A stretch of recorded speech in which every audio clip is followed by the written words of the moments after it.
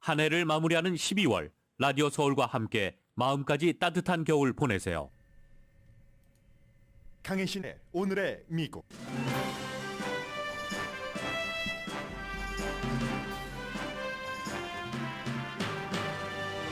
사우스웨스트 에어라인 항공대란은 오늘도 이어지면서 재예약은 힘들고 짐도 도난당하고 있습니다. 중국이 코비드-19 규제를 완화하면서 미국이 중국에서 오는 여행객에 대한 강한 규정 적용을 검토 중입니다. 한국에서는 북한 드론 3대에 이어 이번에는 풍선에 놀라 제트기가 출동했습니다. 북한의 핵 위협에 끄떡하지 않던 한국인의 강심장이 드론에 떨리고 있다고 뉴욕타임스가 보도했습니다. 연방 대법원이 트럼프 시대의 난민 신청자를 무조건 추방하는 정책인 타이틀 42 시행을 연장하라고 판결했습니다. 최종 결정은 내년 6월경 나올 예정인데 바이든 대통령은 폐지가 맞지만 연방 대법원 판결에 따르겠다고 밝혔습니다. 애플과 테슬라 주식값이 중국과 연관된 공급망 이슈로 더 내려갈 찰나입니다. 메가밀리언 잭팟 당첨금은 어제도 당첨자가 없어서 6억 4천만 달러로 올랐습니다. 브라질의 볼소나로 전 대통령이 신임 대통령 취임식을 거르고 트럼프 전 대통령의 플로리다 집에서 휴가를 지내는 것도 연말 세계의 뜨거운 뉴스입니다. 2022년 한 해 언론 매체의 마무리는 올해 세상을 떠난 사람을 기억하는 기사들입니다. 엘리자베스 2세 여왕, 고르바초프, 아베 신조, 그리고 빈 스컬리가 거의 모든 언론에 기억할 만한 인물로 전해집니다. 여러분 안녕하십니까? 오늘의 미국 강혜신입니다. 오늘 먼저 이제 하늘에 대해서 세 가지 이슈를 앞부분에 전해드리겠습니다. 기본적으로는 이제 중국이 코비드-19에 대해서 너무 우리를 압박한다. 이 같은 국민들의 시위에 못 이겨서 어느 정도 이제 규정을 완화하고 있죠. 그렇게 하면서 중국으로 도착하는 외국인들에 대한 규제도 조금 줄이고 또 해외 여행을 하는 것, 중국 내에서의 이동도 좀 자유롭게 해줍니다. 그랬더니 미국을 포함한 다른 나라에서 중국에서 오는 관광객들이 여행객들이 중국이 일단 나갈 때는 뭐 네거티브 같은 그런 확인을 받는다 할지라도 중국 정부의 여러 가지를 믿을 수가 없다. 그렇기 때문에 우리는 중국 쪽에서 오는 여행객, 관광객에 대해서는 조금 강한 규정을 적용하겠다는 움직임을 보이고 있습니다. 그러니까 이제 코비드-19 초기에 그런 일이 있었죠. 한국에서는 중국 관광객을 막지 않았다는 비난도 많았고 그랬으면 경제가 어떻게 됐겠느냐 하는 옹호하는 사람들도 있었고 미국에서도 뭐 마찬가지의 비슷한 시각들이 동부공항이냐 서부공항이냐에 따라서 의견들이 많이 있었습니다. 지금 중국에서 코비드-19에 대한 규제를 푼다 하는 것은 지금으로서는 이제 워낙에 인구가 많았었던 곳이 꽉 묶어뒀다가 풀기 때문에 그 사람들이 또 세계 다른 나라로 나갈 때 어떻게 되는가 이런 것도 사실은 이제 또 다른 코비드 그쪽 문제로 보는 것이고 그 이외에는 중국과 다른 나라와의 관계도 되는데 미국은 아직 공식적으로 발표를 하지는 않았습니다. 중국은 올해 1월 8일부터 해외여행을 중국 자국민에게 허용을 한다고 하고 이런 발표가 나자 뭐 10배 이상 여러 가지 뭐 여권 신청이라든가 뭐 해외에 나갈 때 필요한 그 조치를 취하려는 사람들의 움직임이 많아졌다는 얘기입니다. 중국이 투명하지 않기 때문에 우리는 중국에서 오는 관광객에 대해서 뭔가 검사를 더 해야지 되겠다라든가 그 규정을 마련하고 있는 나라는 미국뿐만이 아닙니다. 일본 일찌감치 밝혔고 대만 또 말레이시아 코비드가 수입될까 걱정된다.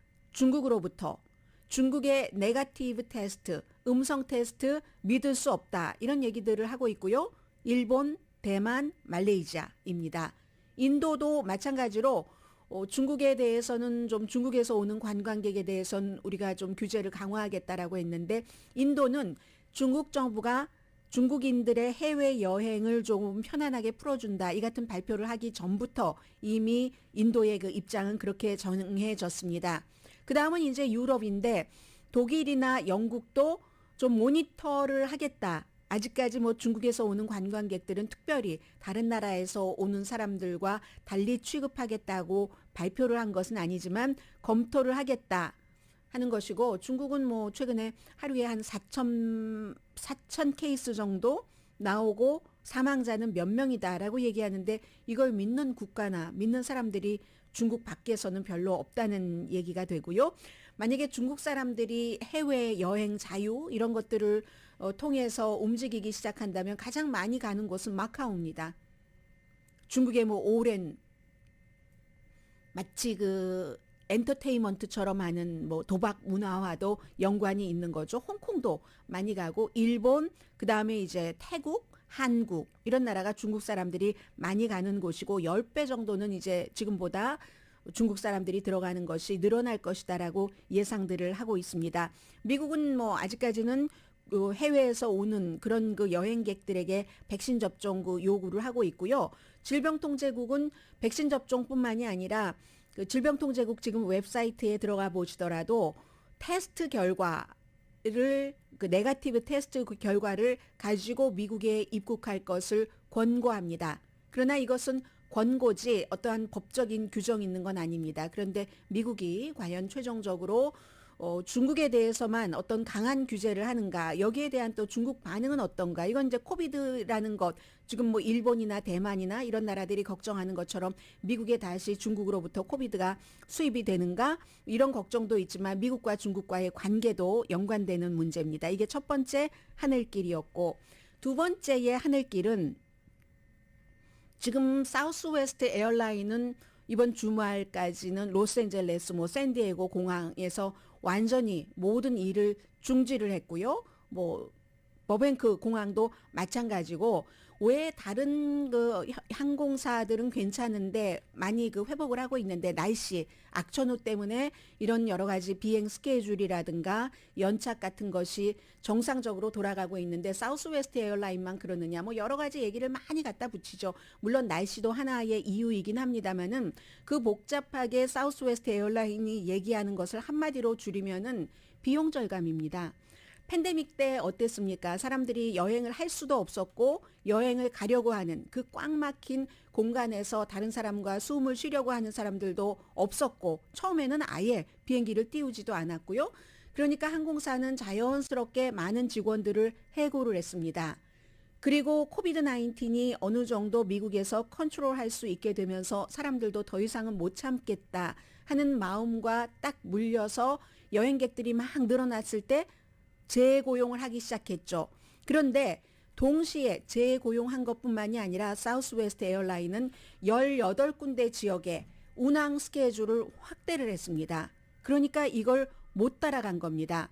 그리고 또 하나는 다른 항공사는 여기서 이쪽 공항에서 이쪽 공항으로 직접 가는 것이 대부분인데, 사우스웨스트 그 에어라인은 포인트 투 포인트로 하죠. 뭐 갈아타는 것이 굉장히 많은 거예요. 그리고 뭐 짐도 2개까지는 되니까 좀 사람들이 많이 그 사우스웨스트 에어라인을 이용하기도 하는데, 그런 포인트 투 포인트 서비스 때문에 한 군데서 비행기에 차질이 있으면 그 다음에는 완전히 얽혀버리는 겁니다.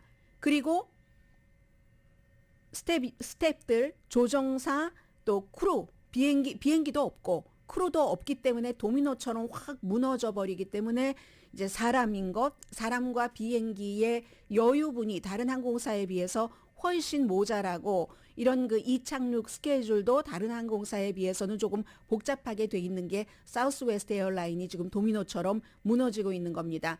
물론 사우스웨스트 에어라인 측도 지금 뭐 손실이 뭐 기본적으로는 3%에서 5% 정도는 볼 것으로 예상이 되고, 이미지는 얼마나 이번에 나빠졌습니까? 오직하면 과연 그 연방 정부의 그 항공회사로서의 규칙을 정했는가, 스태프들의 여유분이라든가 비행기라든가 여러 가지에 대해서 뭐 핏 브리저지 교통부 장관이 조사에 들어가서 뭐 여차하면은 벌금까지 내게 한다는 것 아니겠습니까? 어제도 보니까 주가가 몇 %나 떨어지고 있던데요. 그래서 비행기 스케줄은 지금부터 적어도 다음 주 초 내지는 다음 주 중반까지는 굉장히 복잡할 겁니다. 아마 재예약이 가능하다고는 하지만 그렇게 쉽지가 않대요. 오늘 뭐 로스앤젤레스 타임즈라든가 여러 매체를 보면은 심지어 뭐 틱톡 같은 데도 사람들이 얘기를 하는데 말로는 앱을 통해서 또 웹사이트를 통해서 재예약이 가능하다고 하는데 실제로 작동을 안 한답니다. 어쩌면 너무 많은 사람들이 한꺼번에 모여서 그럴 수도 있고 그 밖에 이유도 있겠지만 직접 공항에 가서 사람 대 사람 직원들과 해야만 재예약이 가능한 그런 지역이 굉장히 많다고 하고요. 또 이렇게 비행기 회사 측에서 여러 이유로 항공 스케줄을 변경했을 때 당연히 뭐 환불은 가능하지만 호텔이나 기타 여러 가지 보상 내가 너무 중요했는데 이것을 뭐 사업에 차질이 생겼다라든가 뭐 이런 것을 증명하기도 힘들겠지만 기타 보상 내지는 간단하게 호텔 비용 이런 것들은 회사마다 규정이 다릅니다. 그래서 여러분들께서 여행을 자주 하시는 분들은 그 작은 글씨 같은 것도 다 읽어보는 거잖아요. 악마는 디테일에 있다고 하면서 대부분은 지금부터 이제 우리가 비행기 여행을 할 때 지금이 꼭 아니더라도 이번 연말 연시가 아니더라도 이런 일이 혹시 있을 수도 있으니까 non-stop 이 포인트 투 포인트 사우스웨스트 에어라인처럼 타지 말고 non-stop이거나 가능하면 오전 편을 타시는 게 조금 안전하다고 전문가들은 얘기를 합니다. 바쁘지 않을 때 타는 것. 그리고 이제 올해 말부터 내년 초 사이에는 12월 30일 이번 주 금요일인가요? 이번 주 금요일이 가장 그 공항에 인파가 많이 몰린답니다. 지금 뭐 버뱅크, LA, 샌디에고는 다음 주 수요일까지도 사우스웨스트 에어라인 타기가 힘들다 하고 지금 계속 나오고 있고요. 그리고 짐을 잃어버리는 경우 미국에서 공항에서 짐을 잃어버리는 경우가 지금 생기고 있답니다. 왜 그러겠습니까? 짐을 관리하는 사람이 부족하기 때문에 어떤 분은요. 이 어느 매체와 인터뷰를 했던가요? 짐하고 본인하고 1,500마일이나 떨어져 있어서 저걸 내가 거기까지 가서 찾아와야 되는가? 그 근처에 사는 친척에게 찾으라고 해야 되는가? 아니면 뭐 그냥 항공사를 믿고 그렇게 급한 게 아니면 가만히 생각을 해봐서 그 안에 무엇이 들어있는가? 급한 게 아니면 그냥 붙여달라고 해야지 되는가? 고민하시는 분들도 계시다는 겁니다. 내슈빌이 그 집인 33살의 베카 웹스터 씨가 가족과 친구를 방문하기 위해서 월요일에 비행기를 타고 라스베가스로 갈 예정이었는데 비행기가 뭐 결항이 돼서 본인과 짐이 떨어져 있는 겁니다. 본인은 비행기를 타지 못했어요. 그런데 이제 짐은 먼저 붙여졌습니다. 라스베가스로. 대부분의 그 항공사와 달리 사우스웨스트 에어라인이 2개의 짐을 허락을 하니까 무료로. 그래서 사우스웨스트를 선택을 했는데 이럴 때는 무엇이 비지떡이다 하는 한국 속담이 딱 들어맞춰지는 건데 1,500마일이나 짐과 나 사이의 거리가 그 정도로 떨어져 있습니다.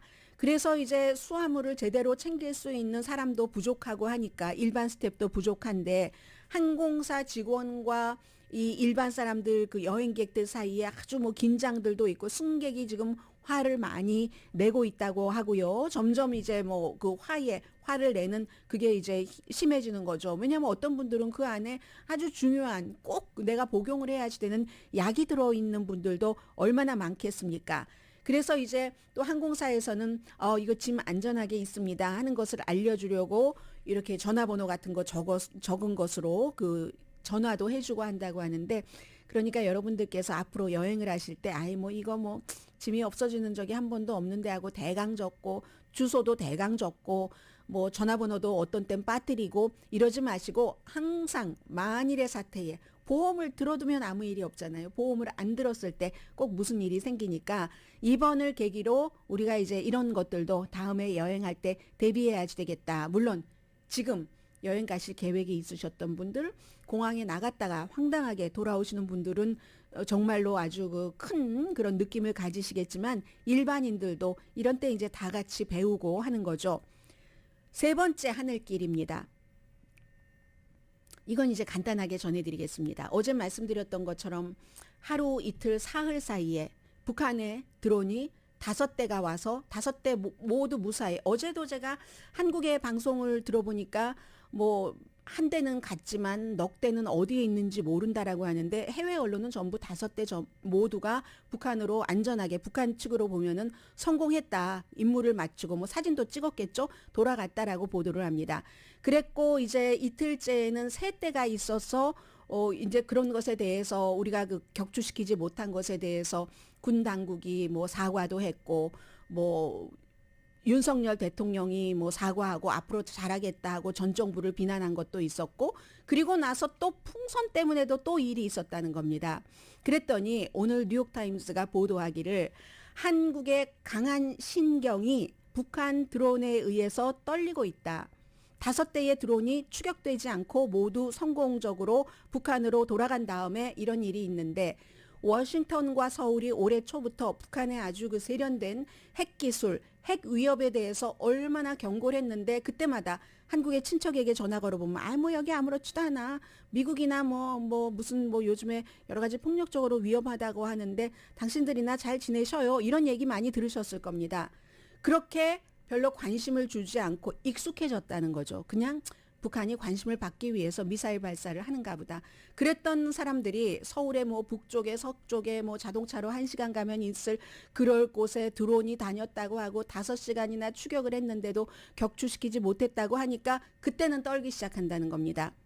군 당국은 얘기를 하죠. 이 드론이라는 게 다 합쳐도 3m가 안 되기 때문에 너비가 그런 것을 그런데 예기치 않은 일이었기 때문에 출동할 수 있는 건 다 출동했잖아요. 무슨 뭐 프로펠러부터 뭐 제트기부터 공격용 헬기부터 다 등장을 했는데 사실은 왜 그거를 추격을 하지 못하느냐 하는 게 예기치 않은 상황에 왔으니까 뭐 최첨단 제트기부터 현대식 공격 헬리콥터 프로펠러 엔진 전투기까지 출격을 하기는 했는데 워낙에 아주 천천히 뭐 눈으로 볼 정도의 낮은 고도의 그런 드론이기 때문에 주민들을 다치지 않고 그걸 떨어뜨릴 방법이 없었다고 지금 그렇게 얘기를 하고 있잖아요.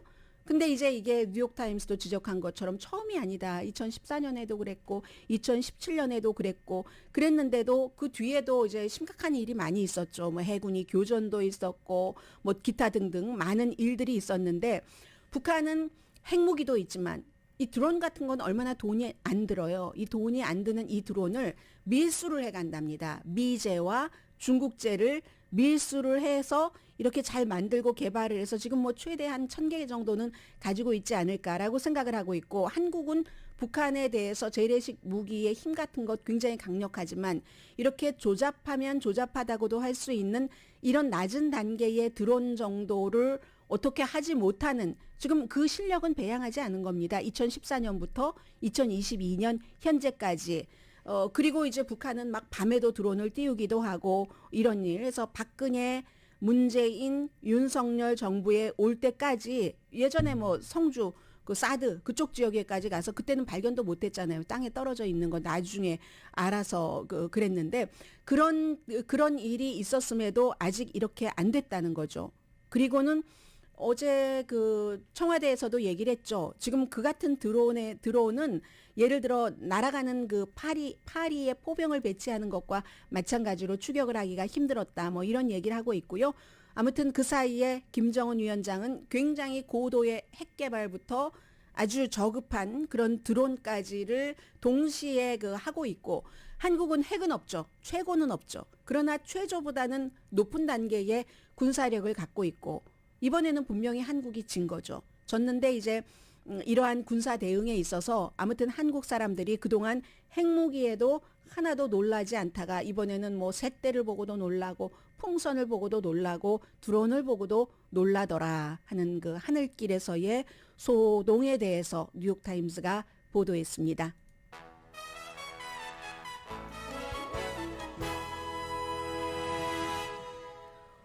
오늘의 미국은 유한양행 뉴오리진 건강식품과 유정란 배반엽 줄기세포 화장품 전문회사 셀리온, 이민법 가정법 전문 제인정 종합법률사무소, 프리미엄 고기 쌈밥 전문 레스토랑 쌈, 재래식으로 직접 만든 검정콩 생순두부 수라원 순두부, 한국 홈쇼핑 공동 후원입니다. 잠시 뒤에는요. 지금 뭐 항공 대란 그리고 사망자도 지금 60분이 훨씬 넘으시고요. 그 가운데 반 이상은 버팔로, 뉴욕이고요. 그런데 그렇게 추웠던 날씨가 갑자기 또 지금 동부 쪽에는 오늘부터 이상 또 고온이라고 하거든요. 그런 일들. 그리고 이 내용은 타이틀 42에 대해서 전해드리겠는데 연방 대법원의 판결과 연관해서요. 똑같은 상황, 똑같은 사태, 사건, 역사를 보고 그 역사를 보는 눈이 다르기 때문에 시각과 정책이 달라집니다. 여러분들께서는 어느 쪽이신지 한번 뭐 가볍게 생각을 하는 거지만 잠시 뒤에 제가 여러분들은 어떤 느낌이실지 전해드리겠습니다.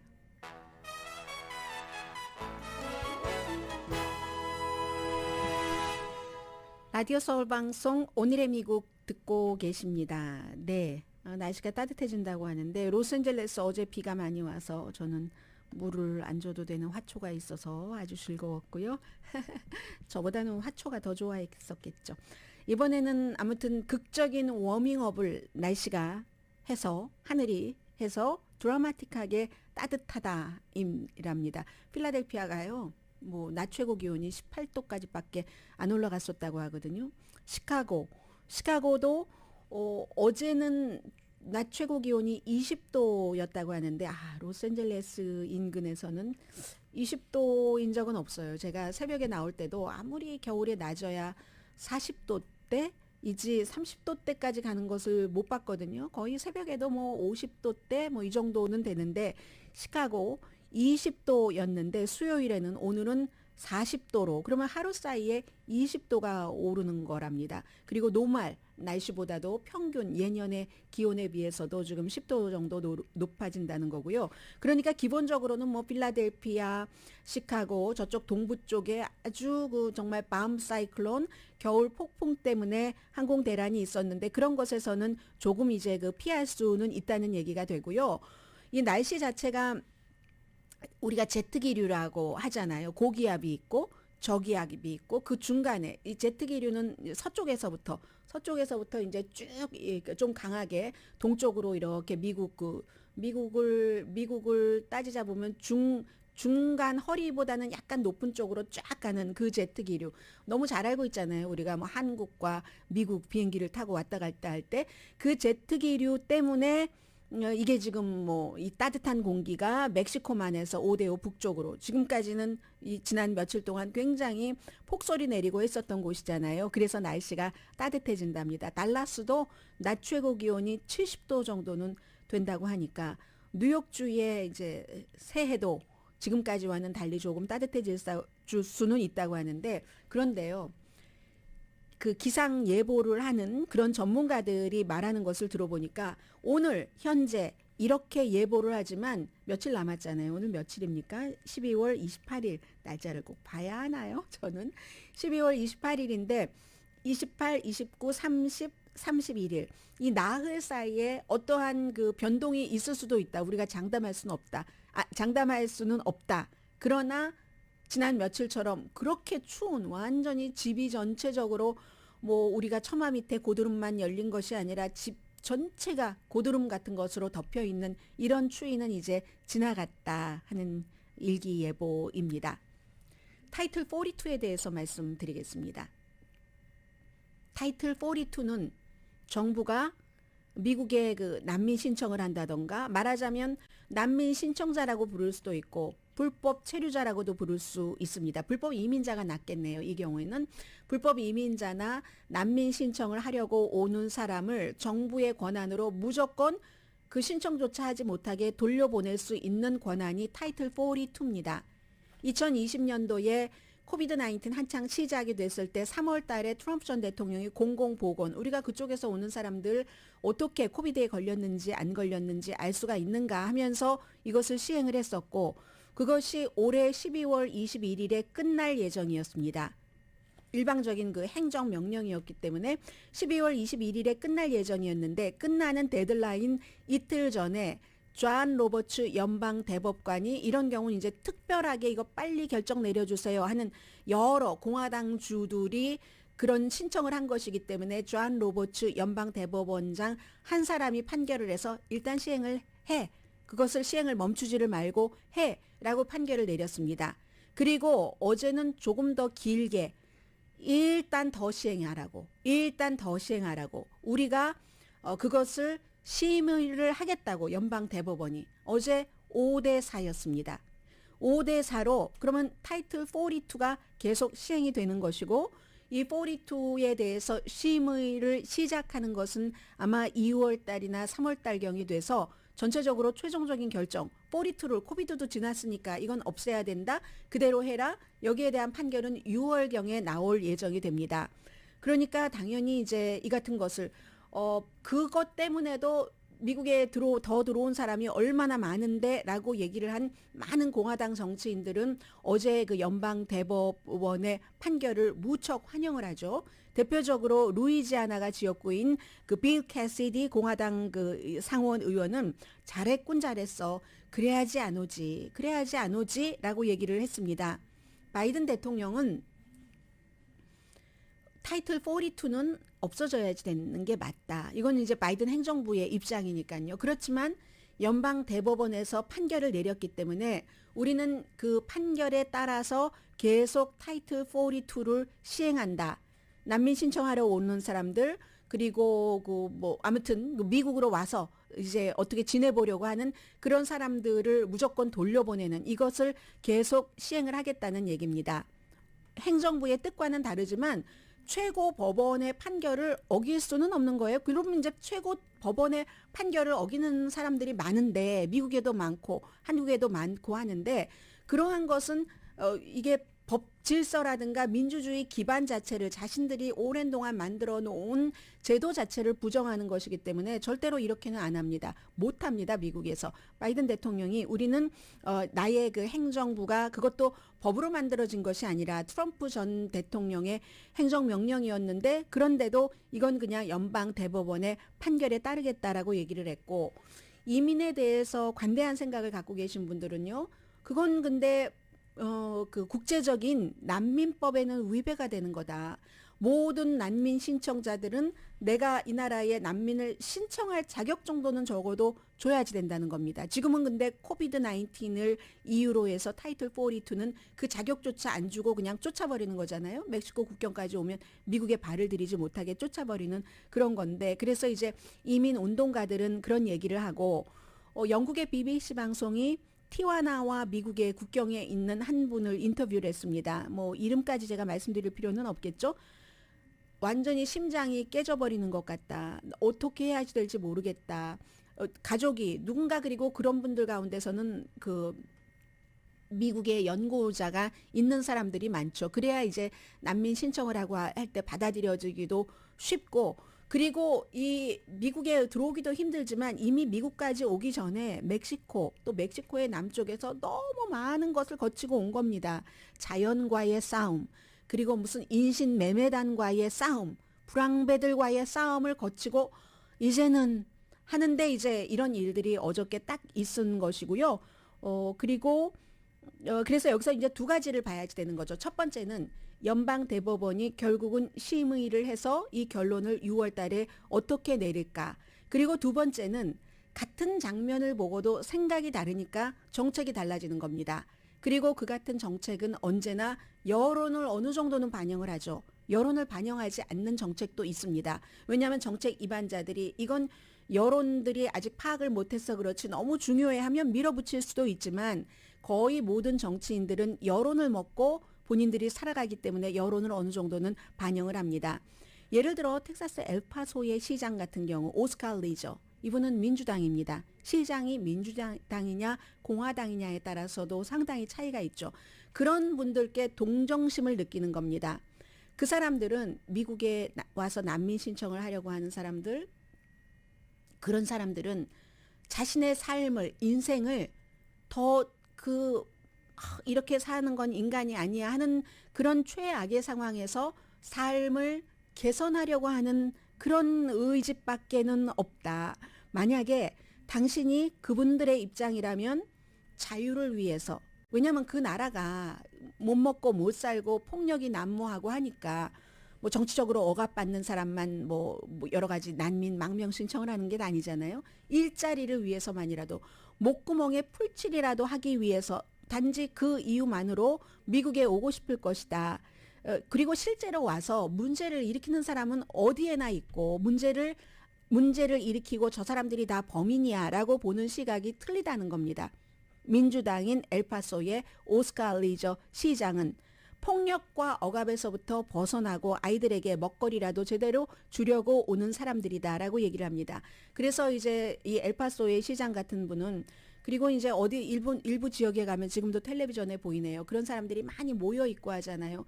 이런 사람들을 보면은 마음의 문이 열릴 것이다라고 얘기를 하는데 필사적이고 망명이 난민 신청이 필요한 사람들이다라고 얘기를 하지만 똑같은 저런 장면들을 보면서도 저 사람이 내 일자리를 뺏어가라고 생각을 할 수도 있고 그런 문제는 여러 가지가 복잡하게 돼서 플러스 마이너스가 뭐가 나오는지를 우리는 정확하게 계산하기는 힘들겠죠. 또 지역에 따라서 다르기 때문에 미국이 워낙에 넓으니까. 그래서 저런 사람들을 보면서 다 돌려보내야 돼 하는 사람도 있고 내가 저 사람이라면 저 어린 아이를 지금 화면에 보이네요. 껴안고 있는 어머니와 같은 사람이라면 저런 분들이 어디를 거쳐서 뭐 산과 물을 넘고 강을 건너고 하면서 미국까지 왔을 때에 또 미국까지 오려고 하는 그 심정을 개인적으로는 나는 어떻게 할 것인가.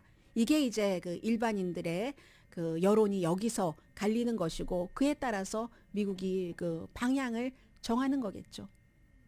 잠시 뒤에 경제 뉴스 전해드립니다.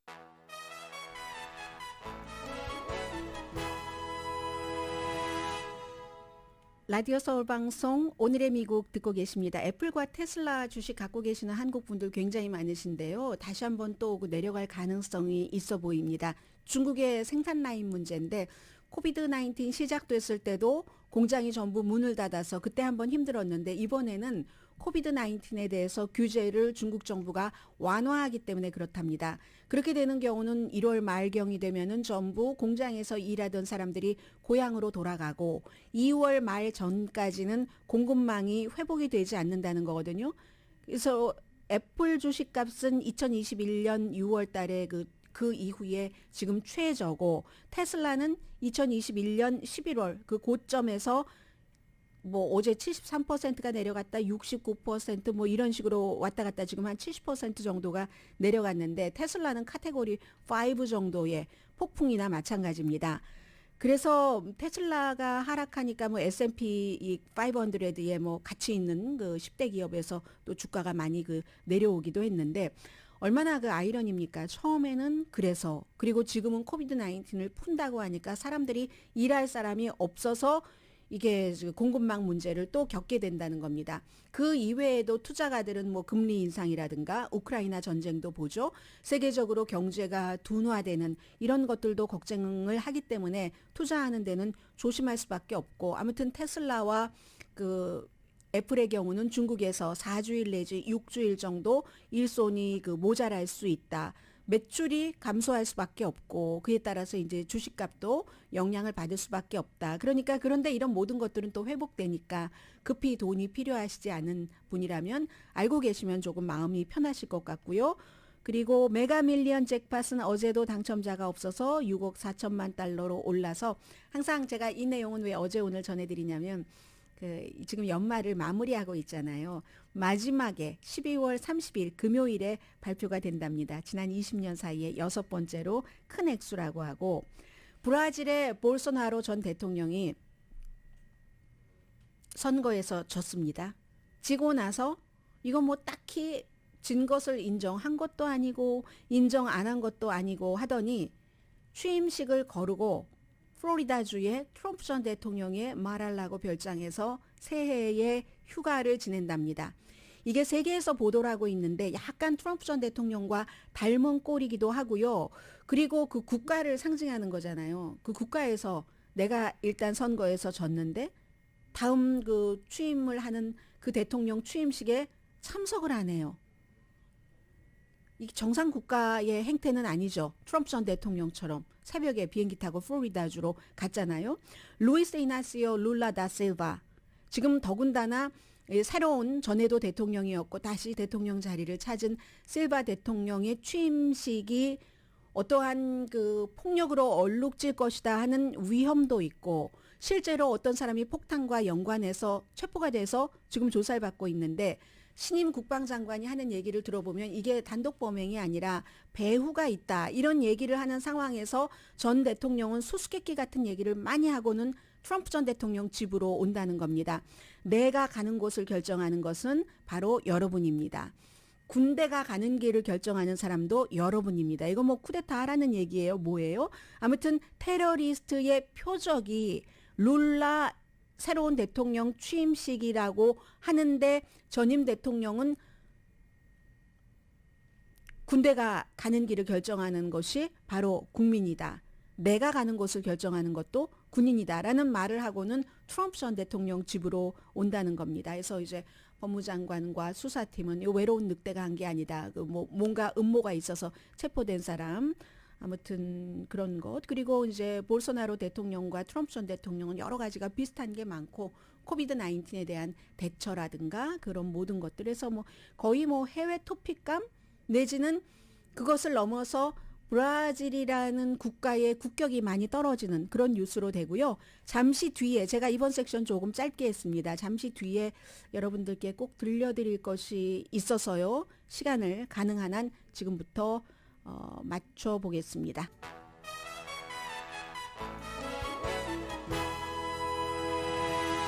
라디오 서울 방송 오늘의 미국 듣고 계십니다. 베네딕토 16세가 지금 무척 아프시답니다. 그래서 프란치스코 교황이 그분을 위해 기도해달라 지금 이런 얘기 나오고요. 오늘 아침에 뉴욕타임즈를 보니까 파리에 있는 그 유명한 공동묘지요. 뭐 오스카 와일드도 묻혀있고 짐 모리슨, 에디트 피아프 이런 사람들이 있는 파리의 그 페르 라세즈 이 공동묘지가 언젠가부터 제초제를 쓰지 않으면서 완전히 다시 야생이 돼서 뭐 여우도 오고 뭐 인꼬도 오고 이렇게 해서 살아있는 생명과 죽은 자가 같은 공간에 있는 곳으로 그 변하고 있다 이런 얘기를 하고 있는데 지금 연말이 되면은 늘 올해 어떤 분들이 숨졌지 하는 얘기가 나오잖아요. 제가 그분들의 이름 정도만이라도 기억하고 싶습니다. 1월 달에는 시드니 포이티어 아프리칸 아메리칸으로서 아카데미 주연상을 받은 배우가 숨졌고 6월 달에 95세의 한국의 송혜 선생님이 사망한 것을 AP통신이 전하고 있습니다. 여러 매체에 기억할 만한 사람들을 제가 지금 불러드리고 있는데요. 수십 년 동안 따뜻한 유머 감각으로 전국 노래자랑을 오랜 동안 수십 년 동안 진행해 왔다.